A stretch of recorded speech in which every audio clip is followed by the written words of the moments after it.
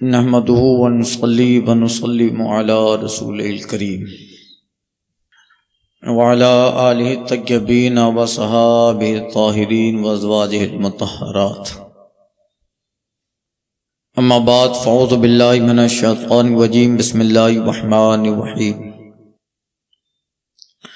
ومنهم من عاهد الله لئن آتانا من فضله لنصدقن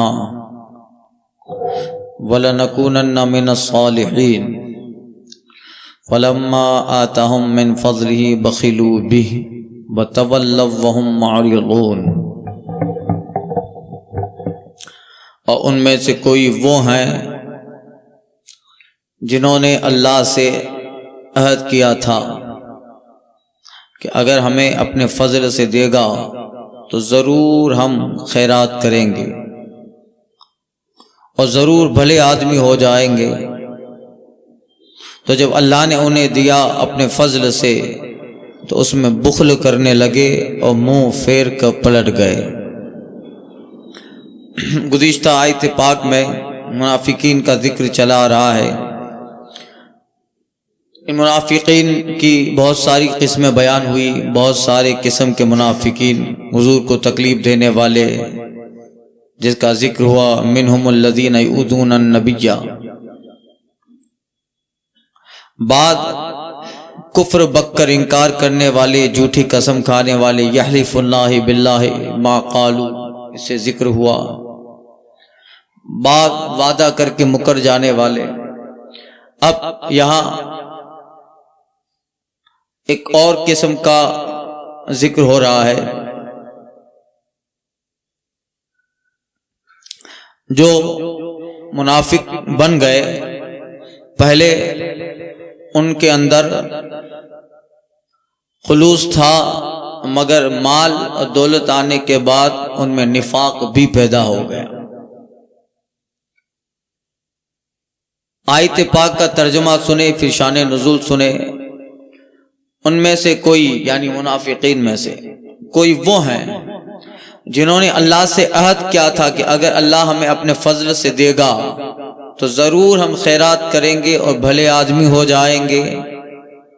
تو جب اللہ نے انہیں اپنے فضل سے دیا تو اس میں بخل کرنے لگے، کنجوسی کرنے لگے اور منہ پھیر کر پلٹ گئے. اب حضور کی بارگاہ ایسی بارگاہ ہے کہ جہاں اپنا بھی آیا، غیر بھی آیا، سرکار نے سب کو عطا فرمایا. یہ دربار محمد ہے، یہاں اپنوں کا کیا کہنا، یہاں سے ہاتھ خالی غیر بھی جایا نہیں کرتے. یہ دربار محمد ہے، یہاں ملتا ہے بے مانگے، ارے نادا یہاں دامن کو پھیلایا نہیں کرتے. تو صحابہ آتے تھے، الہی آگ لگ جائے اس انداز محبت کو، جلے کوئی، کرے کوئی، مرے کوئی، اندھیرا میری محفل میں. خیر درود شریف پڑھی. اللہم صلی اللہ وآلہ وصحبہ وبارک وسلم. بارگاہ رسالت صلی اللہ علیہ وسلم میں اپنے بھی آتے تھے، حضور انہیں دیتے تھے، غیر بھی آئے. حضرت ابو ہریرہ حضور کی بارگاہ میں ہے، مانگتے ہیں، سرکار نے دیا، اور دیگر صحابہ.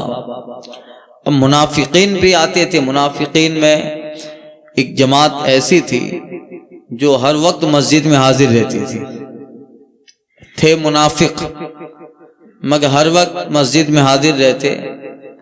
جو بھی ایکٹیویٹیز، گتی ودھی ہوتی، اس کو دماغ میں بٹھا کر اپنے لوگوں تک پہنچا دیتے کہ مسلمان یہ منصوبے کر رہے ہیں وغیرہ. اس زمانے میں ایک صاحب تھے جن کا نام ثعلبہ بن ابو حاتب بن ابی بلتعہ تھا. دو صاحب گزرے ہیں ثعلبہ نام کے، ایک ثعلبہ بن حاتب، ایک ہے ثعلبہ بن ابی حاتب. تو جو ثعلبہ بن ابی حاتب یہ منافق ہے، اور ایک ہے ثعلبہ بن ابی حاتب، جو ثعلبہ بن حاتب ہے ان کا ذکر اس آیت پاک میں ہو رہا ہے، اور ان کے علاوہ ایک ہے ثعلبہ بن ابی حاتب، یہ بدری صحابی ہیں، وہ تو مومن مخلص تھے، بدر میں ہوئے شریک ہوئے تھے اور غزوہ احد میں شریک ہوئے تھے۔ تو اس نام میں بہت سارے لوگوں کو کنفیوزنگ ہوا ہے۔ ان دو نام کے صحابہ میں ایک مخلص صحابی ہیں، بدری ہیں، بدر میں آئے، احد میں شہید ہوئے، اور ایک ہے تو یہ جو بدر والے ہیں ان کا نام تھا ثعلبہ بن ابی حاتب، اور یہ جن کا ذکر یہ فقیر ابھی کر رہا ہے وہ ہے ثعلبہ بن حاتب، سمجھے؟ ایک بن حاتب، ایک بن ابی حاتب، اور اس کا پورا نام ہے ثعلبہ بن حاتب بن ابی بلتعہ۔ تو یہ جو تھے، یہ جو تھا یہ انصاری ہے، انصار مدینے کے رہنے والوں میں سے تھا، اور یہ شخص بہت پکا نمازی تھا، دن رات مسجد نبوی شریف صلی اللہ علیہ وسلم میں حاضر رہتا، اور اتنا مسجد میں بیٹھتا تھا کہ صحابہ اس کو حمامت المسجد کہنے لگے، مسجد کا کبوتر۔ کیا کہنے لگے؟ مسجد کا کبوتر کہنے لگے، یہ تھا۔ اور اتنا زیادہ سجدہ کرتا کہ سجدے کی وجہ سے اس کی پیشانی پر اونٹ کے گھٹنے کی طرح نشان ہو گیا تھا، اتنا نمازی تھا۔ نماز میں کچھ دنوں ریگولر تھا، پھر کچھ دنوں بعد ایسا ہونے لگا کہ فجر کی نماز میں آتا اور فجر کے بعد فوراً نکل جاتا، نماز پڑھی اور فرض پڑھنے کے بعد فوراً نکل گیا۔ کئی دنوں سے ہوتا رہا، سرکار صلی اللہ علیہ وسلم نے اس سے وجہ پوچھی اور حضور نے فرمایا تجھے معلوم نہیں مسجد سے جلد بھاگنے والا منافق ہوتا ہے، یہ جٹ منگنی پٹ بیا کچھ لیا نہ دیا، جٹاجٹ نماز پڑھتا ہے، کھٹا کر سجدہ کرتا ہے، فٹافٹ نکلتا ہے اور چلا جاتا ہے۔ یہ منافقین کا طریقہ ہے، مسجد میں خلوص اور وقت لے کے آنا چاہیے، یہ ہمارے اندر یہ چیزیں نہیں آنی چاہیے۔ وقت ہی ایسا بناؤ کہ آدمی آخر فاتریہ تک بیٹھا رہے۔ دعا تو الدعاء مخ العبادہ، دعا عبادت کا مغز، پتہ نہیں لوگوں کو کتنے جلدی ہوتی ہے، یہ فرض ختم ہوئی کود کے جاتے ہیں پیچھے۔ اب کتنے لوگوں کو نماز میں ان کا خیال آ رہا ہے کہ یہ صاحب آ رہے ہیں، کھڑے ہیں، اور اب مجھے جلدی نماز پڑھوں تو یہ پیچھے گزرے گا، بہت سارے، کیا ضرورت ہے بھائی؟ نظم و نسق بنا کے رکھیے، ڈسپلن بنا کے رکھیے، 2-4 منٹ کا ہی وقت اور فاصلہ رہتا ہے، اس میں پھر فرض پڑھی اور فوراً کود کے جائیں گے۔ میں خود کبھی جاتا ہوں، ایسی بات نہیں، مجھے کہیں پروگرام میں جانا رہتا ہے، جلدی باہر جانا رہتا ہے، مگر کبھی ہوتا ہے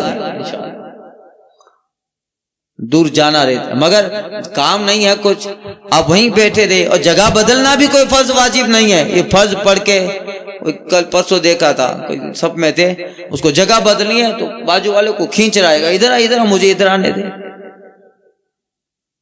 جیسے یہ سب سے زیادہ فرض ہے، ایسا اس کو کھینچ رہا ہے، اور بازو والا بولتا ہے نہیں ادھر کھڑا رہے، پھر بھی اس کو کھینچ رہا ہے۔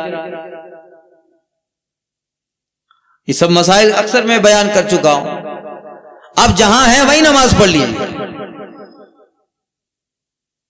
آپ کو اتنا ہی ثواب ملے گا۔ یہ جگہ بدلنا فرض و واجب نہیں ہے، جبکہ نظم و نسق میں ڈسپلن کے اندر خلل پڑتا ہو تو پھر وہیں پڑھنا بہتر ہے۔ اس کا خیال رکھیے، دعا عبادت کا مغز ہے، اور دعا ثانی جب تک ہوتی رہے وہ مجموعی دعا ہوتی ہے، ساموہک دعا ہوتی ہے۔ جب دعا ثانی ہوتی ہے جس میں سارے حاضر ہیں ان سب کے لیے دعا ہوتی ہے، اور مجموعی طور پہ سب کے اعمال کی قبولیت، ایمان پہ خاتمہ، شیطان کو مکر فریب سے بچنے، ہدایت کی دعا ہوتی ہے۔ جتنے لوگ بیٹھے ہوں فاتحے میں شریک ہو کر آمین کہیں گے انہیں وہ مغز ملے گا، اس لیے کہ عبادت تو کر لی مگر عبادت کا مغز دعا ہے۔ مغز بغیر کیسا ہوگا انسان؟ عبادت کا مغز ہے دعا۔ جب تک فاتحہ ثانی ختم نہ ہو بیٹھے رہیں اس میں اجتماعی دعا ہوتی ہے، ربنا آتینا، ہم کہتے ہیں ہم سب کو جتنے ہیں ان سب کو دنیا و آخرت میں حسنہ دے، ربنا لا تزغ قلوبنا بعد اذ ہدیتنا، اے اللہ ہدایت کے بعد پھر ہمارے دلوں کو گمراہی کی طرف مت پلٹ، انک انت الوہاب، بے شک تو ہبا کرنے والا، عطا کرنے والا، ہدایت دینے والا۔ یہ سب دعائیں جو قرآن اور حدیث میں شامل کے حوالے سے ہیں، اس کا اثر سارے بیٹھنے والے لوگوں کو اللہ تعالیٰ دیتا ہے۔ تو یہ اب خیر مسجد سے جلدی نکلنے لگا وہ، تو سرکار فرماتے ہیں کہ تجھے معلوم نہیں مسجد سے زیادہ بھاگنے کی کوشش کرنا یہ طریقہ منافقین ہے۔ مگر وہ بولا یا رسول اللہ میری غریبی ہے، مسکینی ہے، اور حال یہ ہے کہ ہم خاوند اور بیوی، ہم دونوں کے درمیان، میاں بیوی کے درمیان صرف ایک کپڑا، ایک چادر ہے، میں اسے پہن کے نماز پڑھتا ہوں اور پھر وہی چادر میں بیوی کو دیتا ہوں، وہ پہن کے نماز پڑھتی ہے۔ اچھا ایسا ہے، ٹھیک ہے۔ اب اس کو موقع مل گیا کہ چلو حضور نے پوچھ ہی لیا ہے اور میں نے بیان کر ہی دیا کہ میں غریب ہوں، ایک ہی چادر ہے ہم دونوں کے درمیان، کو کہتے کہتے کہنے لگا یا رسول اللہ اب دعا کیجئے کہ میں امیر ہو جاؤں، دعا کریں امیر ہو جاؤں۔ اب حضور کو تو سب کے حالات کی خبر ہے، سرکار فرماتے ہیں کہ سالبہ تھوڑے مال کا شکر ادا کرنا یہ بہتر ہے اس سے کہ زیادہ مال ہو شکر ادا نہ ہو پائے۔ تھوڑا ہے اس میں شکر کر کے رہنا، اس زیادہ سے اچھا ہے جس میں شکر نہ ہو پائے۔ ٹھیک ہے، وہ چلا گیا۔ پھر دوسرے دن آیا کہ یا رسول اللہ بہت پریشان ہوں، دعا کریں۔ آقا فرماتے طالبہ تیرے لیے غریبی اچھی ہے، غریبی۔ اب سرکار کو اللہ تعالیٰ نے وہ علم دیا ہے، حضور سب کی فطرت جان رہے ہیں، نبض جانتے ہیں رسول اللہ کہ کس کے لیے مال اچھا ہے، کسی کے لیے مال بہتر نہیں ہے۔ عثمان غنی کے لیے دعا کیا ہے تو سرکار نہیں فرماتے ہیں عثمان تیرے لیے غریب رہنا بہتر ہے، حضور عثمان غنی کی فطرت سے واقف ہے کہ میرے عثمان کو مال ملے گا تو اس مال کا تحمل و قوت برداشت بھی اللہ نے عثمان میں دی ہے۔ اس کی فطرت سے سرکار واقف ہے کہ اس میں قوت برداشت نہیں ہے، تحمل نہیں ہے، مال آئے گا مگر برداشت نہیں کر پائے۔ تو سرکار سب کی فطرت سے واقف ہے، نبض سے واقف ہے کہ کہاں کس کو کیا دینا بہتر ہے اور کس کو کیا نہ دینا بہتر ہے۔ یہ اللہ نے حضور کو ہمارے دلوں کے قریب رکھا ہے، حضور جو ہے ہماری شہرت سے بھی زیادہ قریب ہیں۔ النبی اولا بالمومنین من انفسہم، اللہ تعالیٰ فرماتا ہے نبی مومنوں کی جانوں سے زیادہ قریب ہیں۔ تو سرکار کی بارگاہ میں عرض کیا آقا طالبہ تیرا غریب رہنا بہتر ہے، پھر چلا گیا۔ پھر تیسری مرتبہ آیا، سرکار فرماتے طالبہ تیرا غریب رہنا بہتر، تو نہیں دیکھتا کہ تیرا نبی جس کو اللہ نے اتنی طاقت دی ہے کہ میں اگر چاہوں تو میرے ساتھ یہ پہاڑ سونے کے ہو جائے، لو کنت لصارت هذه الجبال ذهبا وتسير معي، یہ پہاڑ سونے کے ہو کر میرے پیچھے چلے، مگر تو نہیں دیکھتا تیرے نبی نے غربت پسند کی ہے، اے سالبہ تیرے لیے غریبی بہتر ہے۔ مگر تیسری بار اس نے آ کر اتنی عاجزی کی، یا رسول اللہ اگر آپ دعا کریں اور میرا رب مجھے مال دے تو یا رسول اللہ آتی حقہ کل ذی حق، یا رسول اللہ ہر حقدار کو اس کا حق دے دوں، مجھے مال ملے گا تو سب حقدار کو حق ادا کروں گا، مجھے ملے تو صحیح، پھر میں کتنا خیرات کرتا ہوں۔ آدمی یہی سوچتا ہے، ہمارے پاس کوئی مالدار ہو، صاحب مال ہو اور بخیل بھی ہو، تھوڑا دیتا نہ ہو، پاس میں غریب رہتا ہے تو بیچارہ کہتا ہے اس کے پاس اتنا ہے دیتا نہیں ہے، اے اللہ تو مجھے دیا ہوتا تو دیکھو کتنا دیتا۔ سب کی آرزو ہوتی ہے، ایسی بات نہیں ہے کہ پاس میں کروڑ پتی رہتا ہے مگر وہ بخیل ہے۔ ایک نارمل قسم کا اس کا پڑوسی ہے تو کہے گا اپنی بیوی سے بولے ایڈو ڈنیں اللہ تعالیٰ پا کڑے مٹھ کھولیندا نائیں، پانگا آوے تو پائے ناری انشاءاللہ اترو بدے خیرات صدقہ کروں بولتے ہیں۔ پھر امام غزالی نے ایک جگہ لکھا ہے کہ پھر اللہ تعالیٰ دیتا ہے تو کبھی کبھی بخل کی چادر بھی ساتھ آ جاتی ہے، سب نہیں ہوتے۔ تو اب وہ صاحب کہہ رہے ہیں حضور دعا کرے میں دوں گا. اللہ اللہ حق تو تھی کہ اللہ کے رسول صلی اللہ علیہ وسلم نے دعا کی. ایک روایت میں حضور نے دعا کی, ایک روایت میں حضور نے ایک بکری عطا کر دی. ایک بکری دی اللہ نے دی, حضور نے دی, ایک ہی ہے. اور اس میں اللہ نے اس کو اتنی برکتیں دی کہ اس بکری میں کیڑے مکوڑوں کی طرح اس کے بچے ہوئے, اور اس قدر ان کی بکریاں, بھیڑ اور جانوروں میں اضافہ ہوتا گیا کہ مدینے کے لوگ کہنے لگے ثعلبہ رہنے کے لیے جگہ نہیں ہے اور تمہارے جانور اتنی جگہ کھا جاتے ہیں. لوگ کہنے لگے تو اب ثعلبہ کو لوگوں کے طعنے سے بچنے کے لیے مدینہ چھوڑنا پڑا, جنگل میں جانا پڑا جانوروں کو لے کے. دیکھیے مال کا سب سے بڑا نقصان ہوا, مدینہ چھوٹ گیا, مدینہ چھوٹ گیا, آقا کی نگری چھوٹ گئی. تو اب وہاں مدینہ سے جنگل میں گئے. اب پھر کچھ زمانہ گزرا کہ اس جو ہے وہ جنگل میں چلے گئے, تو پھر اب نماز میں صرف عصر اور مغرب میں رہتے, عصر اور پھر مال میں اللہ نے برکتیں دی. تو اتنا مال ہوا کہ جنگل کے جس علاقے میں ان کے جانور تھے وہ علاقہ بھی تنگ ہو گیا, بہت دور چلے گئے. یہاں تک کہ پھر مسجد نبی کی حاضری بھی گئی, جمعہ آتے. اب اللہ کا کرنا کہ اسی درمیان میں زکوٰۃ کی آیتیں اتری, زکوٰۃ کا حکم اترا. اللہ اللہ سرکار نے فرمایا تھا ثعلبہ غریب رہنا بہتر ہے. اللہ اللہ تو وہ زکوٰۃ کا حکم اترا اور سرکار صلی اللہ علیہ وسلم نے عاملین زکوٰۃ کو بھیجا. پیچھے حدیث میں گزر چکا ہے, عاملین زکوٰۃ اور زکوٰۃ وصول کرنے والے لوگوں کو مقرر کیا جاتا تھا. حضور نے عاملین زکوٰۃ کو بھیجا کہ جاؤ فلاں فلاں علاقے میں یہ آیتیں سناؤ اور ان سے مال زکوٰۃ لو. وہ صحابہ گئے اور جاتے جاتے جنگل میں جناب ثعلبہ جاتے جاتے ثعلبہ کے پاس بھی گئے. جیسے ہی انہیں زکوٰۃ کی آیت سنائی, ثعلبہ کہتے ہیں ارے یہ تو ٹیکس ہے, معاذ اللہ یہ تو جزیہ ہے. انکار نہیں کیا کہ یہ تو ٹیکس, اچھا دوسرے یہاں جاتے ہو سب سے لے لو, ریٹرن میں پھر میرے پاس آنا. تو وہ صحابی واپس سب سے زکوٰۃ لے کر ریٹرن میں جنگل کے اس علاقے میں ثعلبہ کے پاس پہنچے. تو ثعلبہ کہتے ہیں میں نے تو پہلے ہی کہا تھا یہ جزیہ ہے, ٹیکس ہے. اچھا جاؤ میں رسول اللہ کی بارگاہ میں آتا ہوں. اللہ اللہ وہ صحابہ گئے حضور کی بارگاہ میں. سرکار جلوہ بار ہے مسجد نبی میں.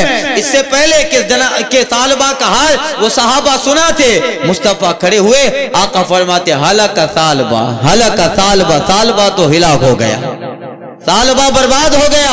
میں نے کہا تھا غریبی بہتر ہے.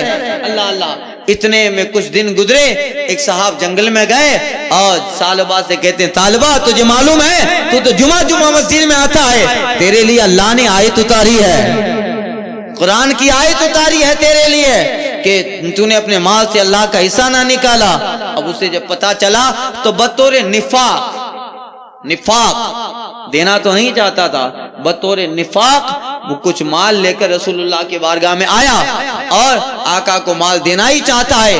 سرکار کہتے ثعلبہ مجھے میرے رب نے تیرا مال لینے سے منع کر دیا, مجھے میرے رب نے تیرا مال لینے سے منع کر دیا. اب اس میں نفاق تو تھا, وہ مدینہ کے باہر نکلا مسجد نبی کے اور لوگوں کو دکھانے کے لیے کہ آقا نے میرا مال قبول نہ کیا, مدینہ کی خاک اپنے سر پہ ڈالنے لگا, واویلا کرنے لگا. اور یہاں مصطفیٰ کہہ رہے ہیں ویلک للثعلبہ, ویلک للثعلبہ, اے ثعلبہ بربادی تیرے لیے ہے, ہلاکت تیرے لیے ہے. سرکار نے قبول نہ فرمایا اور وہ چلا گیا. اب جو ہے اس میں سرکار نے قبول نہ فرمایا. اب دیکھیے ہوا کیا, ہوا یہ کہ مال گھٹنا شروع ہوا. جتنی تیزی سے برکت آتی ہے بے برکتی بھی اتنی تیزی سے آ جاتی ہے. مال گھٹنا شروع ہوا, گٹا اتنا کہ جانور مرنے لگے اور بالکل خسارے میں, یہاں تک کہ رسول پاک صلی اللہ علیہ وسلم اپنی ظاہری دنیا سے تشریف لے گئے. حضرت ابوبکر صدیق کا دور خلافت آیا, ثعلبہ کو سامان لے کر جناب ابوبکر کے پاس آیا, اے امیر المومنین آپ قبول کریں. ابوبکر کہتے ہیں جس کو میرے آقا نے قبول نہ کیا, ابو قحافہ کے بیٹے کی مجال ہے کہ تیرا مال قبول کرے. میں نہیں کروں گا قبول. اللہ. دوسرا وقت حضرت امیر المومنین فاروق اعظم کا آیا. فاروق اعظم کی بارگاہ میں وہ آیا تو حضور قبول کریں؟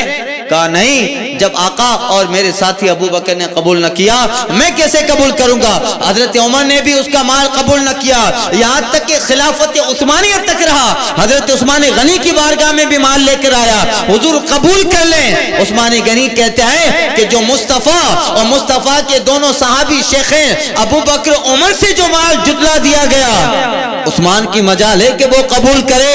یہاں تک کہ مسجد نبی و مدینہ کی گلیوں میں خاک ڈالتا تھا اور خزائن العرفان، تفسیر روح البیان، تفسیر معانی، تفسیر خزائن، تفسیر کبیر، تفسیر بیضاوی، تفسیر مدارک میں لکھا ہے کہ وہ نفاق منافقوں کے کفر ہی پہ مدینے کی گلیوں میں مر گیا. جب مرا تو صحابہ کہتے تھے دیکھو مصطفیٰ نے کہا تھا کسی کی غریبی بہتر ہے. مال نے نفاق پیدا کر دیا، مال نے کفر کے قریب کر دیا، نفاق پیدا کر دیا. تو سرکار سب کی فطرت سے واقف ہیں، تمہارے لیے کیا بہتر ہے؟ حضور کہہ دیں تو پھر ماننا ہی بہتر ہے. سب کی فطرت سے مصطفیٰ واقف ہیں، اس لیے اللہ نے حضور کو علم دیا ہے اور حضور سب کے حالات سے باخبر ہیں. اب اسی کا ذکر ہے وَمِنْهُمْ مَنْ عَاهَدَ اللَّهَ لَنْ آتَانَا مِنْ فَضْلِهِ لَنَصَّدَقَنَّ وَلَنَكُونَنَّ مِنَ الصَّالِحِينَ. اور ان میں سے کوئی وہ ہیں جنہوں نے اللہ سے عہد کیا تھا کہ اگر اللہ ہمیں اپنے فضل سے دے گا تو ضرور ہم خیرات کریں گے اور ضرور ہم بھلے آدمی ہو جائیں گے. فَلَمَّا آتَاهُم مِّن فَضْلِهِ، تو جب اللہ تعالیٰ نے انہیں اپنے فضل سے دیا، بخیلوا بِہ، اس میں بخل کرنے لگے، وَتَوَلَّوْا وَهُم مُّعْرِضُونَ، اور منہ پھیر کر پلٹ گئے پھر گئے. اللہ کے رسول نے جو کہا وہی بہتر رہا. اب اسی کے تعلق سے کچھ اور باتیں آگے آیت پاک میں آ رہی ہے، انشاءاللہ آئندہ کے درس میں عرض کرتا ہوں.